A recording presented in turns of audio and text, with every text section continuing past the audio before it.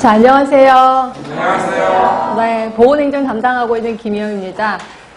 제가 보건소에 근무할 때요, 건강과 관련된 지식이 부족해서 민원이 생기기보다는 행정과 관련된 지식이 부족해서 민원이 생기는 경우를 종종 봤습니다.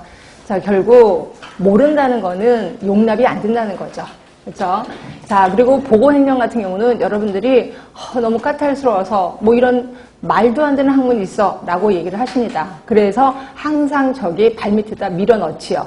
그렇죠? 그러나 이런 것일수록 자꾸 보다듬어주고 자꾸 보고 자꾸 확인하면 결국 얘가 효자 과목이 된다는 거죠.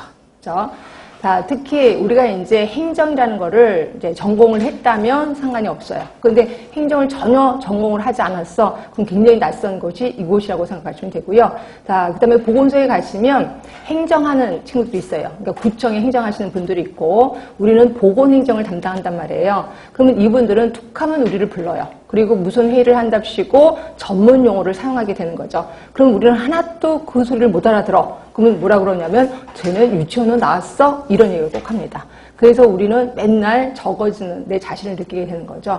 결국 보건행정은요, 합격을 위한 단순한 학문이 아니라는 거예요. 그거 이상의 가장 큰 힘을 갖고 있는 학문이라고 생각하시면 되고요.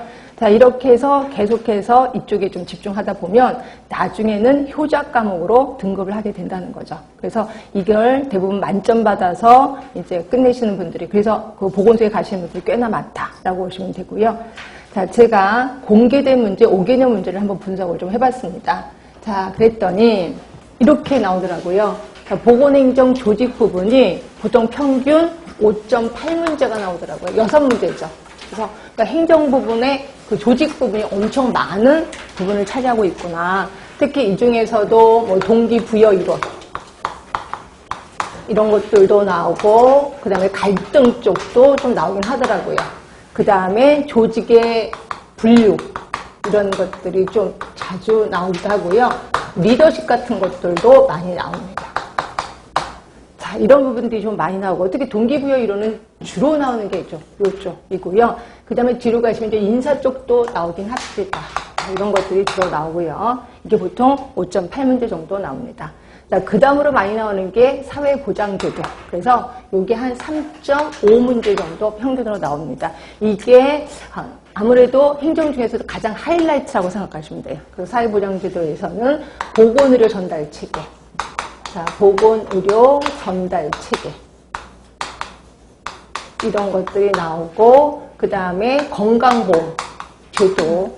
이런 것들도 많이 나옵니다. 무엇보다도 계속 많이 나왔던 게 노인 장기 요양보험.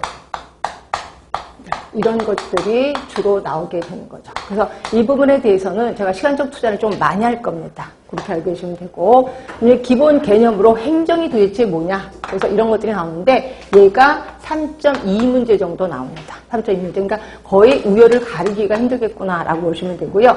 여기서는 이제 행정의 개념이 나옵니다. 이게 조금 어려울 수도 있는데, 행정의 개념과 그 다음에 여기에서 이제 이론들이 조금 나옵니다. 이론들이 건강 신념 모형, HBM,